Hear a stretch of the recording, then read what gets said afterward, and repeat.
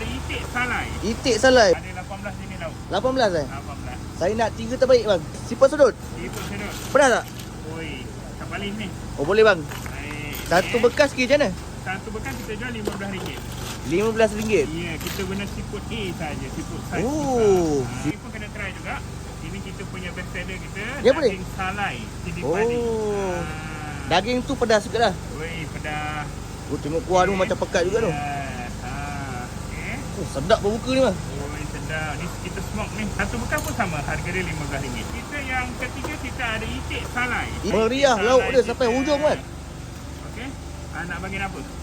Tak kisah bang. Boleh Itik ni pedas ke? Tak ada. Oh, ini pedas dia dalam 7/10. 7/10 eh? Ya, okey, kita ada itik salai. Kalau satu bekas ke macam mana? Satu ketul kita jual RM12. Oh. Ah. Bazar Ramadan Masjid Bazar Tanah. Ramadan Masjid Tanah. Pekan Masjid Tanah Kita bermula pukul 4 petang sehingga buka.